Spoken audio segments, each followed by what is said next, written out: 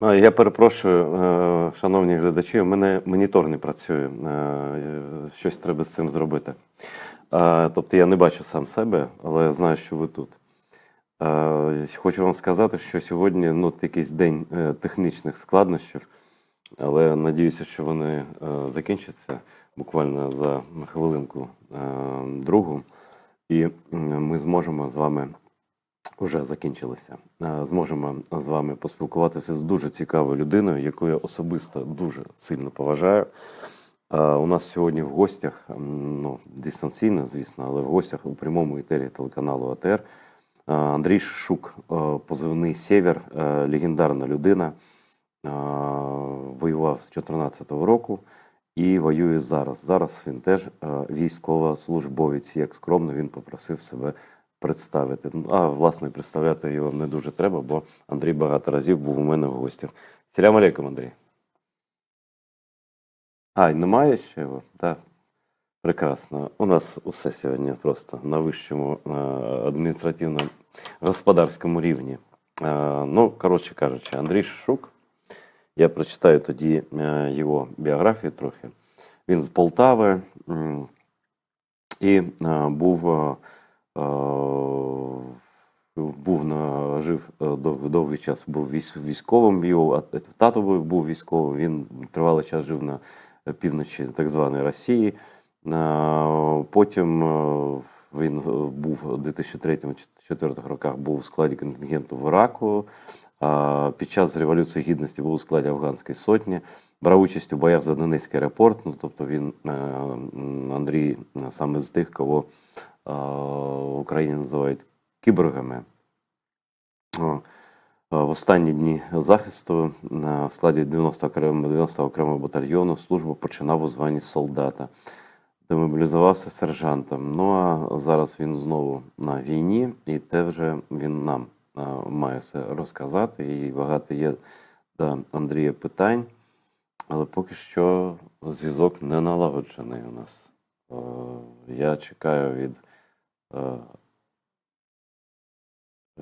від режисера, зараз навіть не пишу Андрію, щоб він зателефонує йому, щоб він долучався вже до розмови.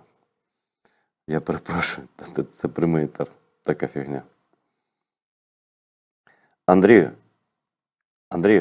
заходь до етеру вже, я в етері, давай. Ні, дві, в принципі, немає хвилин вже. Давай. Коротше, день такий дуже насичений, і сьогодні був брифінг Валерія Залужного, і я, власне, про це хочу розпитати Андрія Шишука. Він зачитався інформацію з цього брифінгу, а Залужний відповів на багато питань. Я хотів, щоб власне, військові, тобто для мене найбільше значення мають думки військових щодо закону про зміни закону про мобілізацію, щодо інших питань. Я вважаю, що лише вони мають право голосу по-справжньому тут, бо це закон, в першу чергу, будь-що, що стосується війни, це про справедливість очима, в першу чергу, наших захисників, людей, які воюють вже майже другий рік поспіль. Ще які тут новини.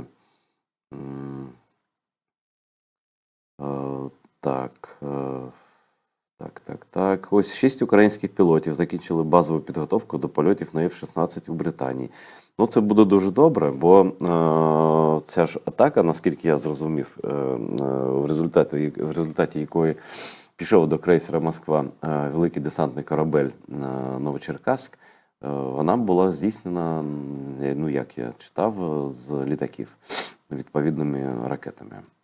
Я думаю, що F-16, вони більш ніж підходять для подібних місій, як і до інших, бо F-16 – це багатоцільовий літак, такий універсальний. На нього можна вішати що завгодно, і він може виконувати завдання від бомбардування до штурму з повітря ворожих позицій.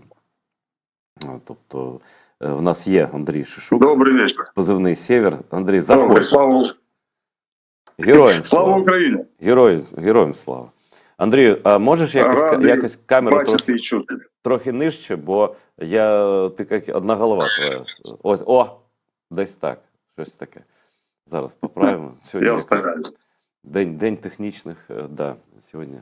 Привіт ще раз, я тут багато що встиг про що поговорити. У нас дійсно не було вже часу, тому якщо щось ти там не подивився з того, що сказав Залужний, я поставлю тобі запитання на базі його цитат. Але щось ти вже побачив, якесь враження маєш, і взагалі ти дуже хотів щось розповісти нашим глядачам, тому я даю тобі слово, а там, де ти зупинишся, там я почну питання ставити.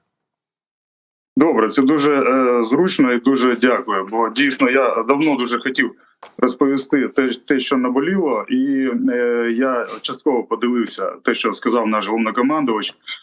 Я про це, звісно, теж хотів згадати. Можливо, не все побачив. Добре. Тобто, про що я хотів порозмовляти, і саме дуже важливо для мене, як для того, хто воює вже не вперше, і дуже-дуже мені болить за нашу перемогу і за наше майбутнє, нашу неньку Україну. Так ось, таке перше, що саме наболіло, це дійсно те, що відбувається навколо Залужного і офісу нашої влади. Я би сказав так, що пам'ятаючи нашу історію нашої країни і те, що неодноразово внутрішні якісь свари були причиною поразок, причому таких судьбоносних, ворог це пам'ятає дуже теж, думаю, непогано, і з його боку не скористатися цього разу цим було би, мені здається, помилкою. І він, я думаю, цим зараз і займається, що питається скористатися. І він це, скажімо так, провокує, і в нього це виходить. На жаль, дуже на жаль.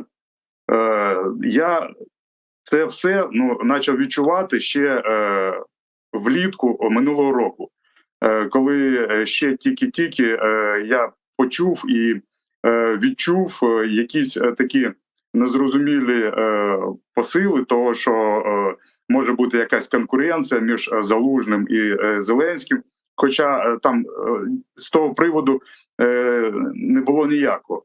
І тоді це було якось так, зовсім можна було не звертати увагу, але поступово і наполегливо я це бачу, відчуваю вже протягом цього всього періоду. Це проявляється конкретними діями, речами.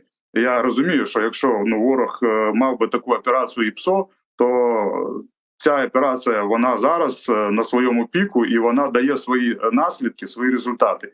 І це мають розуміти скрізь, в першу чергу у владі, там не військові, вони не розуміються на цьому, неможливо, а точно. Но вони зараз є на цьому крючку дуже плотно. І це відчувається. Що для мене, які такі показові були, на мій погляд, ці дії? Це, по-перше, це було з самого початку якесь незрозуміле піарення Залужного без самого Залужного. Тобто його розкручували, його там додавали якісь рейтинги там політичні і так далі. Хоча він насправді дуже не публічна людина, на відміну від деяких інших там наших генералів, там командуючих, які майже кожний там свій приїзд, грубо кажучи, кудись поблизості до фронту, там вони викладають в телеграм-канали, там в інші інформаційні канали, там всякі, я не кажу про політиків, президента там і якихось інших, але коли це роблять генерали, то це якось дивно, що він побував десь біля передку, і вже про це там ідуть в новинах, і десь в новосних каналах якісь фото і так далі, що нічого собі, він герой. Насправді це, такі генерали не являються справжніми командувачами. Вони є скажімо так, може чимось улюбленцями і фаворитами, але в війську вони не мають ніякого ні авторитету, ні якоїсь поваги, і тобто вони не командують людьми взагалі. Вони піаряться. Ось так ось Залужний від цього всього, я його особисто, на жаль, не знаю, але він далекий. Це можна побачити, що він дуже рідко за цей час десь з'являвся на якихось там ефірах і взагалі там дав 2 статті, 2 інтерв'ю там чи скільки там за 2 роки. І вже він майже там якийсь опонент зразу чомусь офісу став. Це таке. Так ось оці приводи, в яких він з'являвся, я думаю, мимо. У нас проблема з зв'язку. Я перепрошую. Надіюся, зараз Андрій повернеться. Бо дуже важливо. Ти мене чуєш, Андрій? Мене, так? Продовжуй. От зараз чую. Продовжуй. Угу. От. І все це поступово розвивалось, нагніталось. Ми всі це бачили, в війську це теж відчувається. Там насправді не дуже слідкують за новинами, там і політичними, і все таке. Але коли щось стосується слів головнокомандувача там і в його адресу, то це, мабуть, хвилює і переживають за це всі. І це з'являється у людей там в телефонах, в думках і далі. І на це не можна звертати уваги. І коли почались такі вже оці чвари, які реальні вже загрози видають нашому головнокомандувачу, тобто і, скажімо так, впевненості всього війська, да, там, і нашої надалі там перемоги майбутньої, дай Боже, то це вже не можна про це мовчати, і про це вже треба казати і майже кричати. Тому я попросився до тебе на ефір і далі продовжую, що хочу. Насправді це така, вже я не військовий, не кадровий, я вже мобілізований там 3-й раз. Тобто я по професії комерційник, економіст, і я трошки розбираюсь вже там, на жаль, в наших владних схемах, у наших економічних реаліях. В нас в країні одна із найбільших корупційних розпространених схем, яка вже давно працює, і вона вже себе там зарекомендувала. Це коли ставлять порядну людину десь на чолі якоїсь там корпорації, а-ля там Укрзалізниця там чи якийсь там фонд держмайна, там там порядних, я не пам'ятаю, ще кудись там, допустим, податкова, і їй не дають змінювати нікого в своєму оточенні.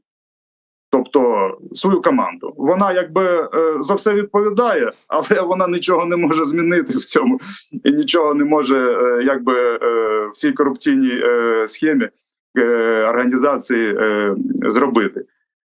Зараз, на жаль, це чогось мені стало нагадувати трохи наше командування військом. Коли є... Так, секунду. Коли є наш головнокомандувач, але біля нього якихось людей назначають, міняють, знімають політики. Тобто, як він може відповідати за результат, як він може воювати, коли там в нього там начальник Нацгвардії, командувач призначений офісом, командувач ССО призначений офісом, там командувач, я не знаю, там ГУРа, мабуть, теж призначений офісом, командувач СВР, там поліція, само собою. Тобто, такі більшість важливих, ДШВ там теж, більшість важливих структур ЗСУ, вони якось мимо нього мають йти. І це дуже-дуже хвилює насправді. Це теж таке дуже незрозуміле питання. Ладно, почну ще з того, спочатку, да, що от в мене почали ці всі думки з'являтися. Коли ще минулої осені був, скажімо так, мав бути наш перший контрнаступ на Херсон, всі, хто тільки міг, Зазвичай це були громадські діячі, вони піарились на цьому як могли. Вони там прогнозували, вони розповідали, куди буде удар, вони розповідали, скільки техніки і людей підготовлено і буде підготовлено, в які сроки кількості поставлено. Хтось думав взагалі, що це ж людське життя. Хто має за це відповідати перед солдатом, який йде на підготовлені вже броньовані укріплення і мінні поля, бо вони попіарилися. Хтось має про це взагалі думати.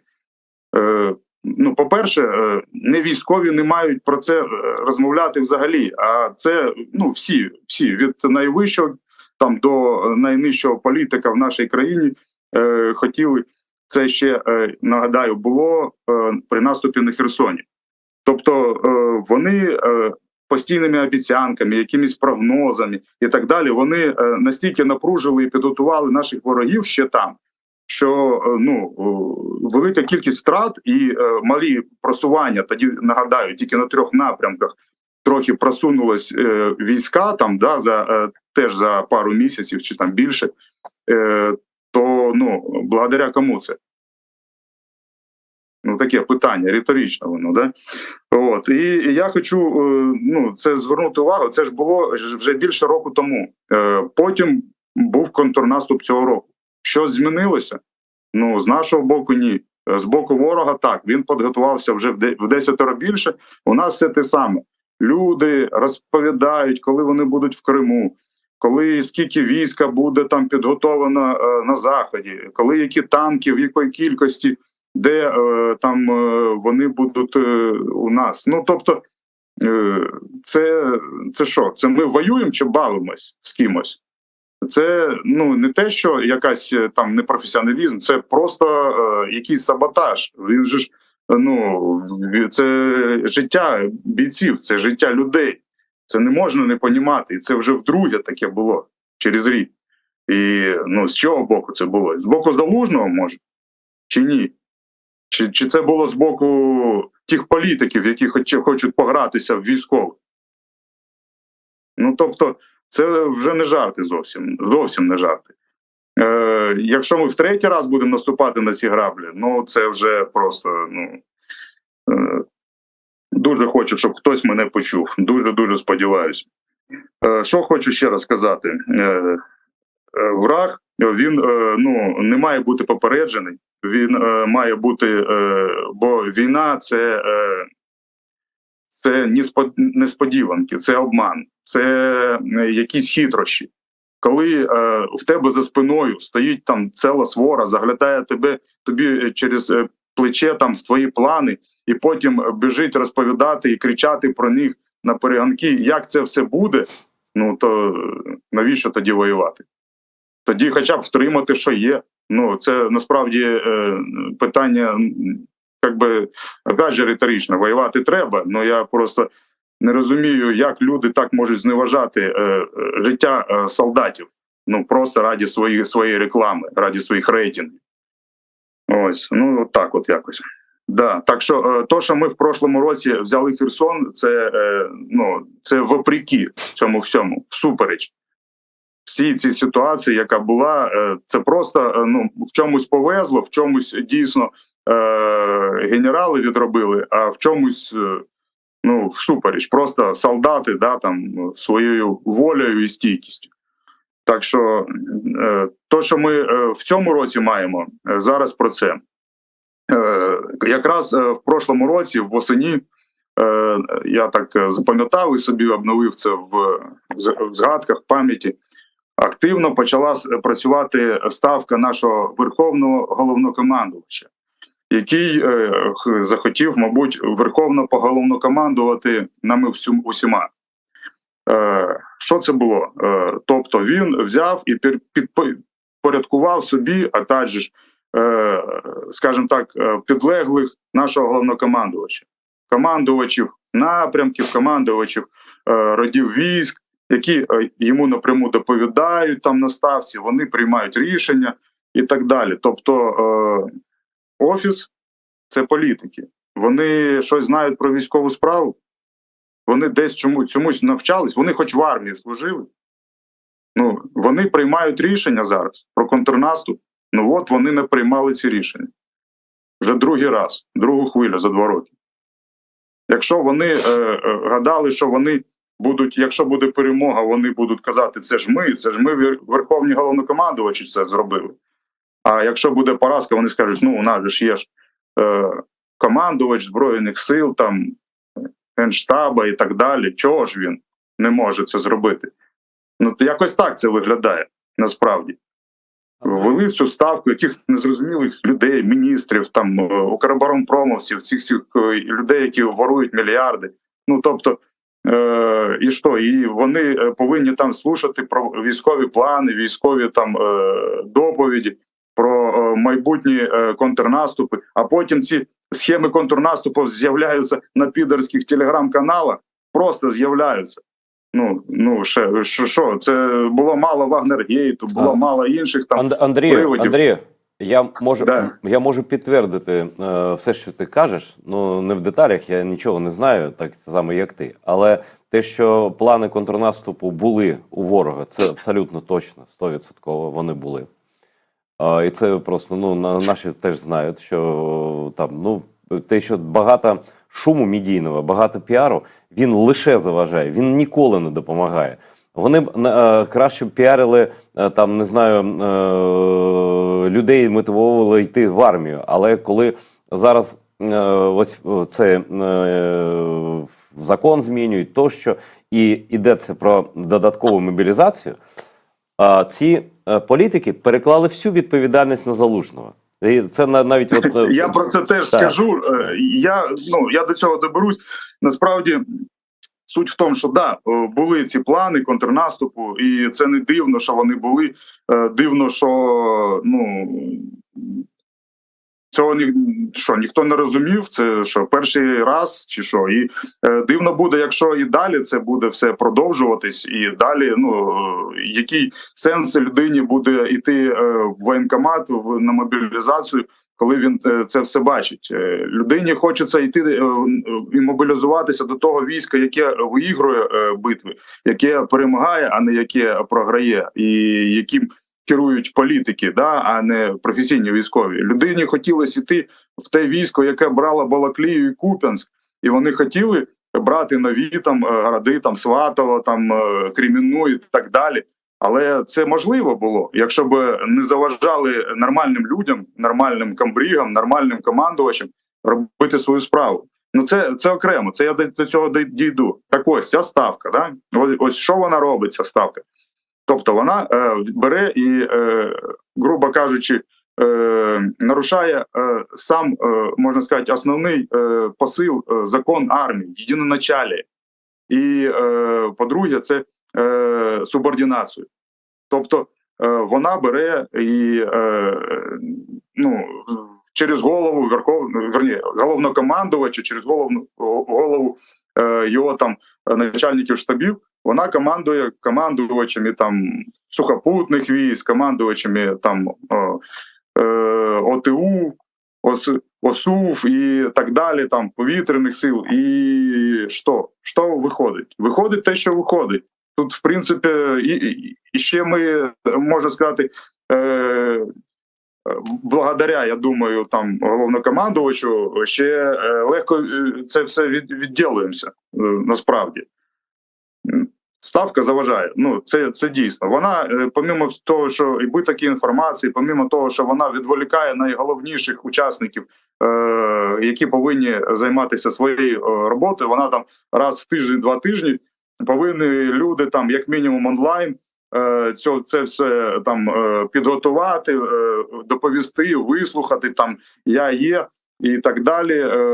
Потім ще комусь роздати це все виконувати. Вони самі краще знають і повинні знати, що їм робити, і мають там доповідні записки там писати своєму головнокомандувачу, а він приймати рішення і одну доповідну записку там вже наверх там політикам в общих чертах. По большому рахунку, так це має бути. А політики мають допомагати головнокомандувачу, там з риттям укріплень, з постачанням зброї, мобілізацією тих же людей, з логістикою. Ну тобто, з усім тим, що має бути забезпечено військо, да? Ані вони хочуть все контролювати, приймати рішення, а потім зробити головнокомандувача відповідальним за свої же вопроси мобілізації. Ну це якийсь парадокс. Ми просто живемо просто в якомусь шоу, мабуть, яке вечірнє. Ну, це таке. Добре. Гумор, це, звісно, добре, але ця ставка, вона, появилась, да, і вона стала контролювати все, що касається контрнаступу цього року. Вплоть до того, що я можу ошибатись, але наскільки я от запам'ятав, що напередодні прямо першого дня контрнаступу, коли 47-ма пішла в ніч, то ввечері Зеленський прямо сказав в ефірі, по-моєму, в своєму зверненні, що всі рішення прийняті, я все погодив, тобто ми все вирішили. От так. Ну, от, як би, польза дуже велика від цього була нашому ворогу. Так, що хочу ще про це сказати. Щас. Ну, про те, що люди, скажімо так, які допускаються до такої державної таємниці, да, там, вони, їх повинні бути одиниці, а може і зовсім не бути. То, що там якась депутатка, у якої там, я не знаю, жіночі гормони чи щось, вона вирішила, що вона найголовніша від головнокомандувача країни в період війни і почала там з нього вимагати якихось доповіді. Ну, це просто теж якийсь нонсенс. Я про це вже казав на Еспресо. Ну, просто це шалено бісить усіх військових, яких я знаю. Вони просто, не то, що там деякі сміються, деякі жартують, деякі просто, кажуть, що це якийсь саботаж і диверсія. Інших немає думок у військових з цього приводу. Тільки погані, скажімо так, нецензурні. Ось, це таке теж. Да. Так ось, що хочу ще сказати. Не можна ні в коєму разі політикам втручатися в справи військових. Це прямий і самий коротший шлях до поразки. Це точно, це доведено історією вже і не однажды. І я думаю, що це мають розуміти. Я розумію, що Офіс там дуже-дуже хоче залишитись при владі, але зараз на неї ніхто не претендує. Навіщо зараз вступати в ці чвари? Тобто було вже декілька таких ступеней, спроб показати, що між Залужним і Офісом, там, і президентом є якісь скандали. І до цього кожного разу виступала якась з людей там і казала, да все добре, все нормально, це все ворог, і цього всього нема. На цей раз, на цьому етапі, ніхто не виступив і цього не сказав. Жодна людина. А я бачу тільки нагнітання. І прес-конференція президента ще трошки підлила масло в вогонь, і вже нема куди терпіти, скажу відверто. Тобто, на мій погляд, це розвивалось так, що в нас були якісь люди, які піарились на контрнаступі. Вони дуже багато всім обіцяли на Заході, внутрі країни, що все буде, ми там вже відновлюємо країну, у нас вже майже перемога. Тобто, від них це не залежало. Їм потрібно було, по-перше, як показувала Маляр, здається, отак от робити, але вони піарилися. Далі вони побачили, що трошки не виходить з контрнаступом. От диво, чому? І почали казати, що ви так багато від військових хочете, не треба вимагати перемоги одразу. Це, так не працює. Тобто вони спочатку самі розігнали ці очікування і в нас в країні, і за кордоном, а потім почали всім доказувати, а що ж ви так багато очікуєте від військових? Вони ж, це так не робиться, це ж війна, ви нічого не розумієте, не треба вимагати перемогу. Да? Потім в цій цепочці були якраз тоді, да, коли почався контрнаступ, були закордонні візити, там, Вільнюс, по-моєму, да, і так далі, коли були такі висловлювання від нашої влади, там, такі незрозумілі, да, там, про наших друзів, там, і якісь вимоги, таке трохи нахабство навіть в поведінці, що, ну, як будто ми вже от всіх перемогли, і нам всі повинні щось надавати постійно, як само собою розуміючися. Ну, тобто, і получилась якась трохи неудобна ситуація з партнерами, да, і, скажімо так, мало стати трошки холодним душем для влади. Ну ні. Далі, що ми бачимо, що йдуть потроху такі заклики, що а в нас не вдався контрнаступ, бо наші західні друзі нам не вовремя дали якоїсь техніки. Тобто вони вже винуваті. І це все кажуть політики, я ж нагадую, це не військові кажуть, не хтось, хто в цьому розуміється. Це все кажуть політики, це така цепочка вистроюється. Тобто спочатку ми всіх победим, вот-вот, потім, ну нет, не всіх, ну, а тепер наші друзі винуваті в тому, що ми не победим. Що далі? Далі. А ви не штовхаєте, кажуть, нас до перемовин. Хоча ніхто не штовхає. Просто такий заклик. Ви нас до перемовин не штовхаєте. Це хто кажуть? Це наші політики кажуть. Кому вони це кажуть? Ну, мабуть, тим же, хто їх там тут дуже підвів там на Заході. Не дав вовремя зброю. Хоча зброї було достатньо. Там тільки треба було поїхати і брати, її давали. Ну, тобто, безпрецедентні, насправді, об'єми і так далі. Добре, вони кажуть, не штовхайте нас до перемовин. І що вони кажуть по ітогу зараз? В нас закінчуються люди.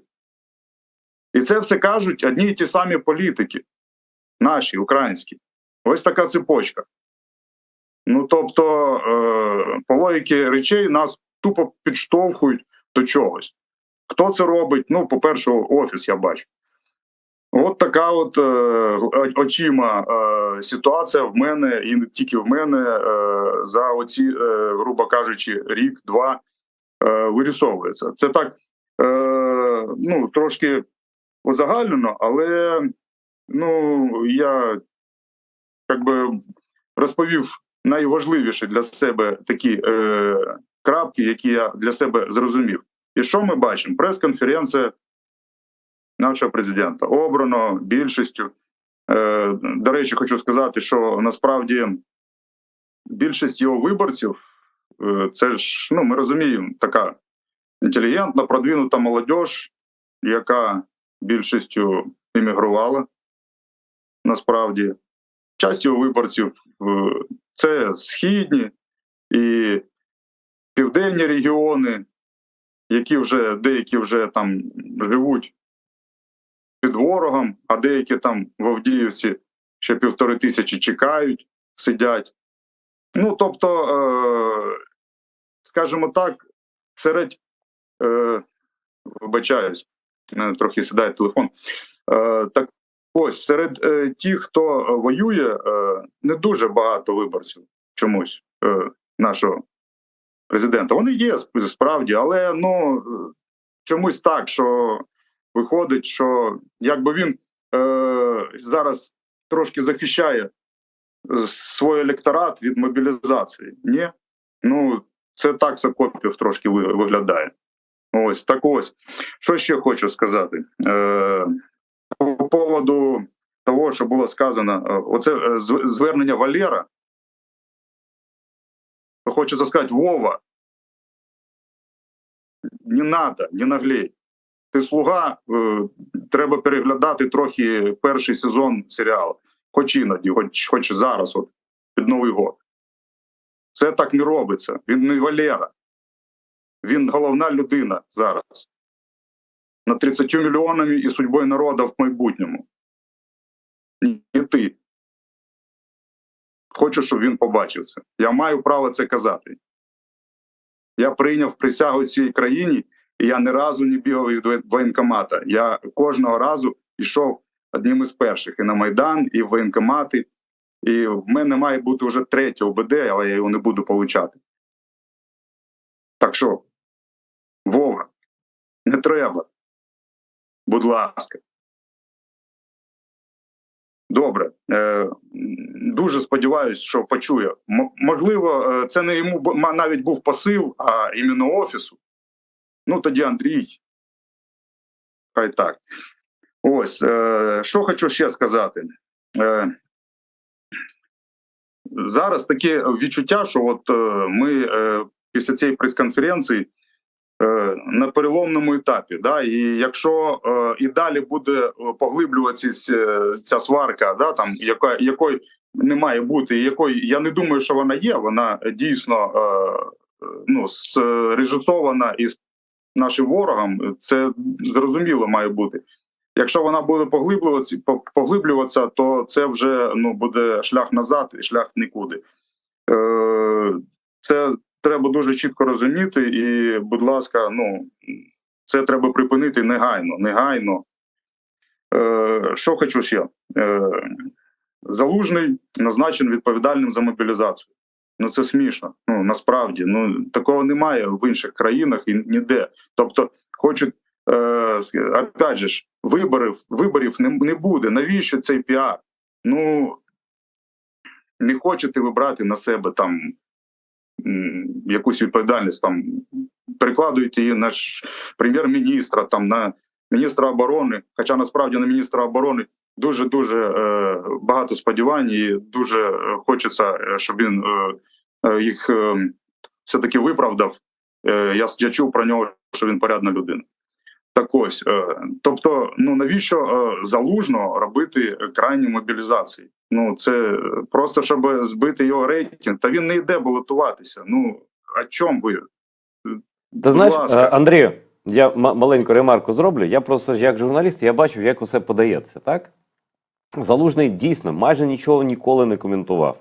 Зараз він є фронтменом комунікації щодо мобілізації, щодо інших питань. Чому? Я розумію. Ось я просто новину читаю на «Українській правді» і все стає на свої місця.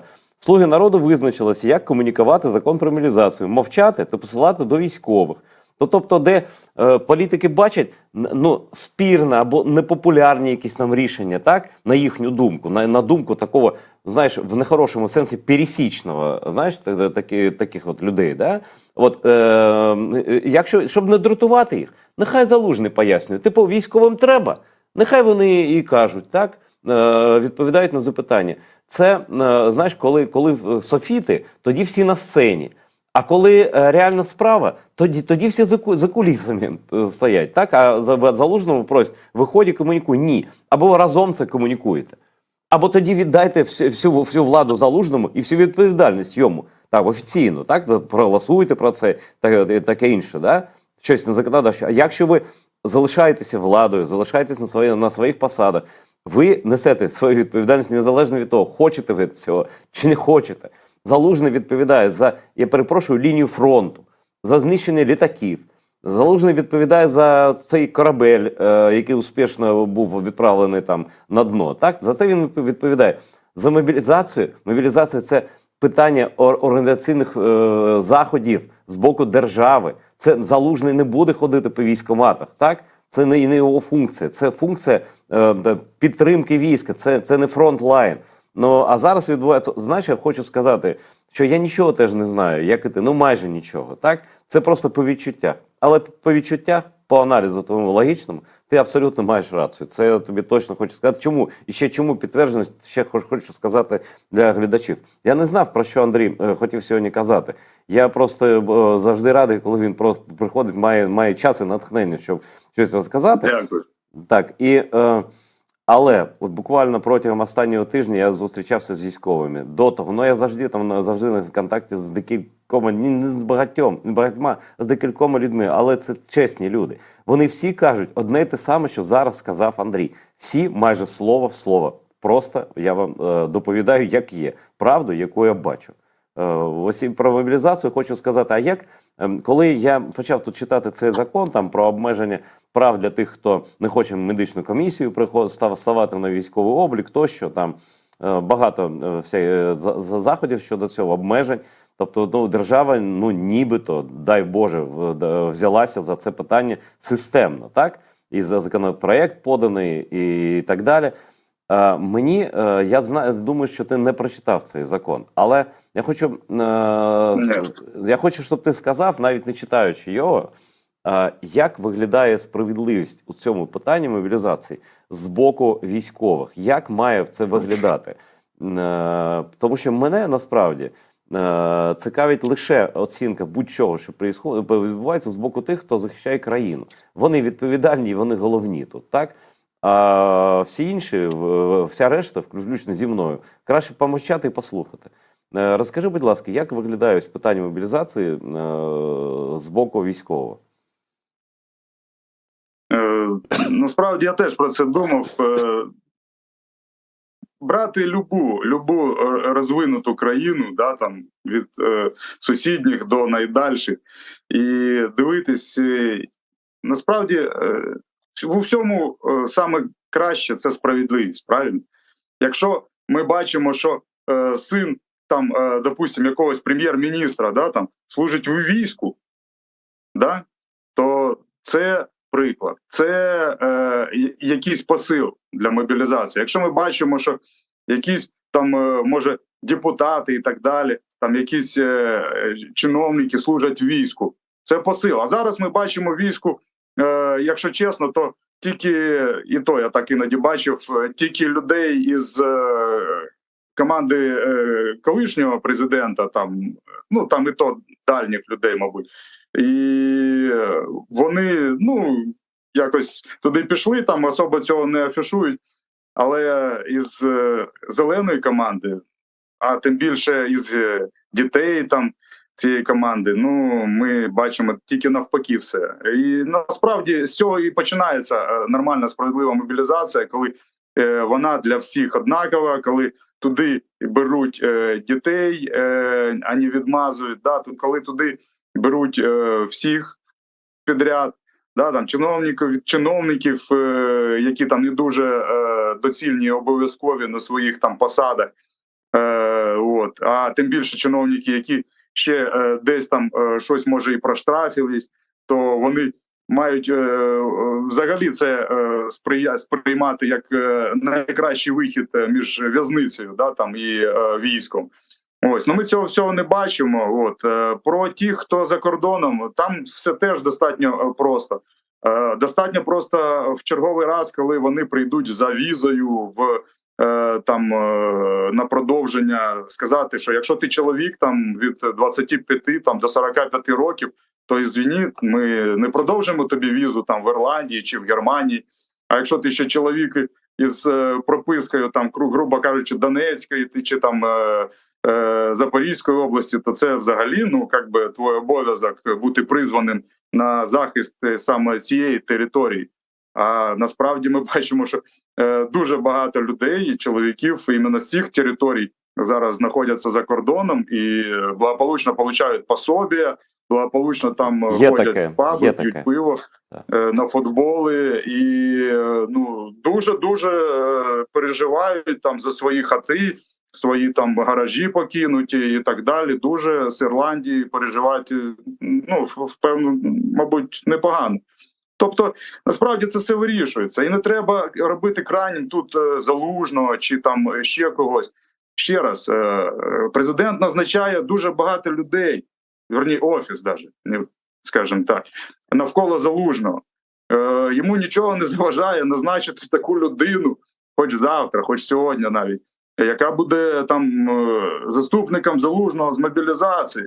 І вперед, давайте, мобілізуйте. Навіщо ви робите з цього всього якийсь шоу-піар політичної свари? Ви програєте війну, і ви війдете в підручники історії як люди, які завдяки своїм амбіціям програли війну. І там будуть всі, там буде не тільки Зеленський, там буде і Єрмак, і всі інші, да, хто в цьому участвував. Там. Да, і Резніков, мабуть.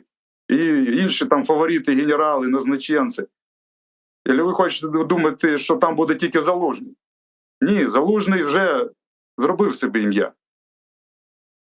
Подумайте про своє ім'я, майбутнє. І як про вас будуть ваші онуки читати в підручниках історії. Дай Бог, вільної України. Це дуже важливо насправді. Хоч ви, може, і будете жити десь там, за кордоном. Але підручник історії України все одно буде. І там буде ця війна, і там будуть фамілії, прізвища. Ти знаєш, Хтось про це думає, Андрію, чи тільки про гроші? Андрію, іноді мені здається, що деякі наші політики не думають про це питання, бо вони ніколи не читали підручників історії. Мені теж іноді так здається, але тоді ось ми повинні їм про це розповідати якось в ефірах. Якось хоча б так, якісь майстер-класи по історії робити.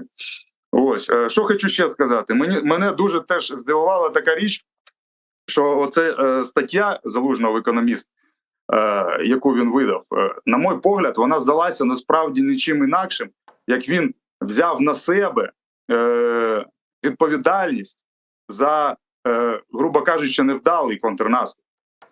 Хоча його відповідальності там я не бачу. Я знаю, ізнутрі, як там була підготовка, як там та ж 47-ма і інші бригади на Вістрі, як вони діяли прямо в ту ніч, і в наступні там декілька ночей, днів, тижнів. Я все це чув і знаю. І річ не в тім. Тобто Залужний, на мій погляд, цією статтєю він сказав, що да, була помилка і так далі. І йому мали би бути вдячні, там цей офіс, ці політики, які хотіли погратися в контрнаступ. Невдало, на жаль. Хай розкажуть це батькам загиблих. Так ось, і Залужний, взявши на себе цю відповідальність, ще став найбільшим ворогом після цього, Офісу президента. Бо він мов би піариться. Ти знаєш, я абсолютно погоджуюся. Я тоді написав, Андрію, що Залужний це єдина людина, яку я просто пам'ятаю в Україні, на моїй пам'яті, яка взяла на себе відповідальність, коли і визнала свою помилку, якщо вона там була, як він сам написав, коли ніхто не просив його вибачатися. Тобто він це зробив щиро, абсолютно.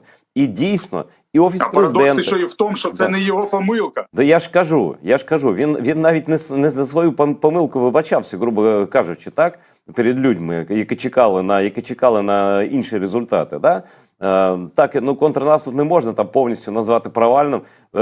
Перепрошую, флот Чорноморський російський. Я вибачусь. Я дуже вибачусь, я візьму зарядку від телефона, бо він майже сів. Буквально хвилину. Сорі.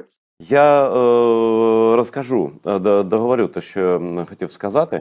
Залужний взяв на себе відповідальність, коли міг не брати її, нічого не коментувати. Він вчинив гідно, дуже гідно. І за це, в принципі, треба було йому подякувати. Навпаки, я чую коментар від одного з заступників Офісу Президента, там в інших вистачило там розуму промовчати хоча б, так? Каже, навіщо там Зеленський це сказав? Ось, я просто не розумію, навіщо ти це сказав? А він написав правду, бо я жодного слова брехні від Залужного не чув ніколи. І так само від нього жодного слова брехні не чули його підлеглі, як безпосередні, так і ті, хто просто у війську. Військо довіряє Залужному безмежно. І коли починаються розмови, натяки, будь від кого, від цієї депутатки незрозуміли, від будь-кого на Залужного, це кипить всередині війська. І це теж треба розуміти. Вони, деякі політики, трохи відірвалися від реальності. І зараз просто цей етер, ось так сталося, що Андрій тим, що він каже, він повертає, він хоче повернути їх до реальності. Бо реальність дуже сувора. І дійсно проблеми є із керуванням, із політичним втручання в процеси, про піар, ну ви на власні очі бачите, так? Але коли ситуація так стала такою складною, так, і входимо у дуже складний рік. На перший план виходить Залужний. Він виходить не тому, що він хоче піаритися або кудись обиратися. Куди він буде обиратися? Йому треба країну зберегти. Він виходить на перший план, бо ніхто інший не хоче брати відповідальність за ті чи інші рішення стосовно, наприклад, мобілізації. Так? Тут щось я не бачу черги політиків, які б це коментували. Але крім цього, я бачу дуже багато маніпуляцій і ПСО, які дуже підтримує і розпалює Росія щодо там звірей з ТЦК. Ну це просто тема, яка вони фактично, слухайте, я знаю людей, які як воюють, так і займаються призовом. Люди переважно чесні, люди дуже втомлені на своїй роботі. Люди, я не буду зараз усе розповідати, що вони мені кажуть, так? Люди, які знаходяться на найскладнішій ділянці тиловій, так? Перепрошую. А з них роблять монстрів на базі там деяких окремих роликів, і ті ролики теж ріжуть так, щоб не було видно, з чого все почалося. Тому я дуже підтримую це бажання Андрія Шишука, кіборга, ветерана війни і військового діючого, казати правду в очі. Я думаю, що якщо люди, які у влади цивільної, не дослухаються до Андрія і до інших військових, а я ще раз підкреслюю, усі військові, яких я знаю, кажуть приблизно одне й те саме. В них дуже тонке відчуття того, що відбувається через те, що вони знаходяться напередку, там, де вирішується питання подальшого існування України і перемоги. Тому вони це дуже гостро це сприймають і дуже прямо і чітко про це кажуть. І я зичу абсолютно спокійно, зважено звернути увагу на думки військових, бо саме вони вирішують долю нашої країни, а ніякі не політики і ніякі не умовні виборці. У нас вибору немає. Які вибори, якщо вибору немає? Які можуть політики робити перешкоди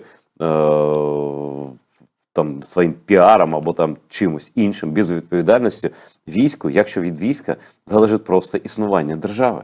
І цей рік, 24-й, прийдешний рік, він буде вирішальним для нас усіх. Абсолютно.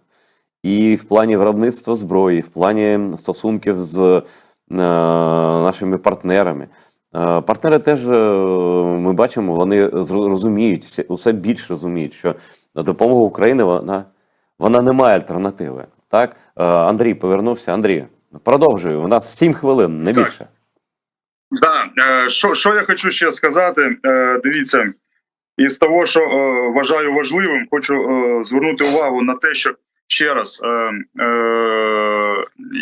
є Юрій Бутусов, я його іноді слухаю, він нещодавно випустив теж там на Ютубі свій випуск про проблеми війська. Я згоден там з ним на 90%. Він там каже про те, що в війську зараз, на жаль, існує якби дві вертикалі.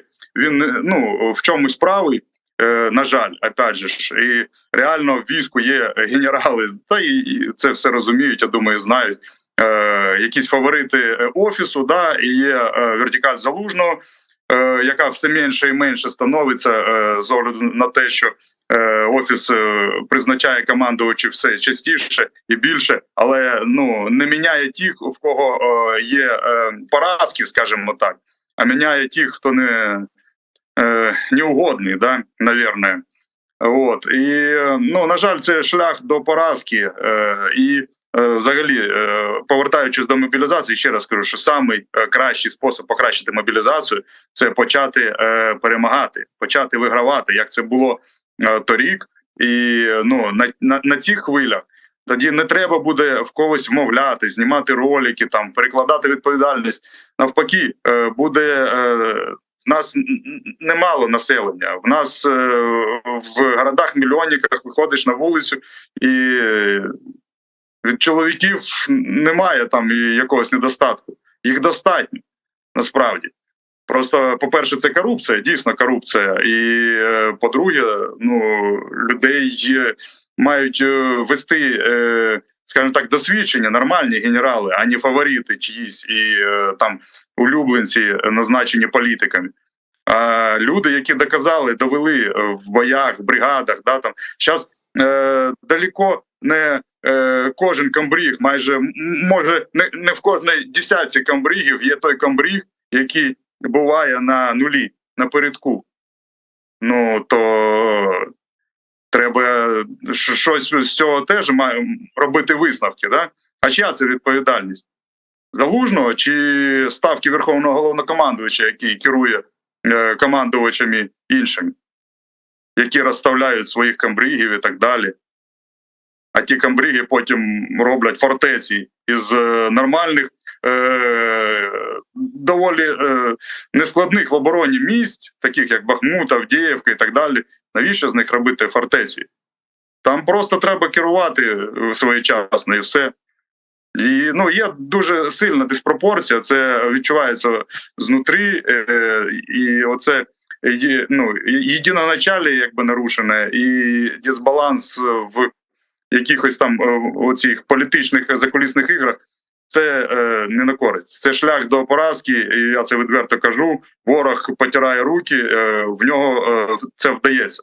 На жаль, з цим треба щось робити. Я хочу сказати, що насправді у нас в країні, на мій погляд, дуже багато інших цивільних питань, які повинна вирішувати якраз цивільна влада, помимо того, що вона повинна допомагати війську там у всіх питаннях і поставки озброєння, і логістики, і укріплень фортифікацій, там поставки спорудження і так далі. Так ось, дуже багато. У нас досі там якісь там незрозумілі люди володіють там територіями з корисними копалинами, які належать народу, а народ звідти нічого не має, а це все, де воно? Воно в владі. Є міністерство цілі, там екології, які торгують цим всім. Чому ніхто цим не займається? Я включив зараз телебачення, я бачу тільки рекламу фармацевтики. Це таке болото, йолки-палки, там мільярди. Всі це знають на цьому ліцензуванні, на закупках. І це все зараз в нормальних странах, цивілізованих, це все вже давно забуті пройдені етапи. А в нас це, процвітає. Во время війни люди перепродають, переторговують якісь непотрібні ліки, якось там третєсортного качества бідним старикам і пенсіонерам, і по 15 хвилин реклами тільки лікарств. Що це? Хай займаються цим. Чи це не потрібно? Дуже багато. Про судову владу я взагалі мовчу. Це насправді в нас в країні, на жаль, сама велика корумпована ОПГ, і коли ми маємо суддів, які збивають нацгвардійців, там в незрозумілому стані, і там все зрозуміло, а вироків нема і не будуть, мабуть. А чому? А чому дали збігти голові Нацбанку? Андрію, у нас спливає час, ми просто вийдемо з етеру. Я дуже дякую, ти сказав абсолютно всю правду. Я можу сказати, що ти правий в усьому, геть в усьому. Дякую тобі за те, що знайшов час і сказав. Дякую тобі, дякую твоїм побратимам. Дякую, що дав можливість. Слава Україні, дай Бог, щоб разом ми перемогли. Це наша робота, щоб правда була чутна. Дякую тобі.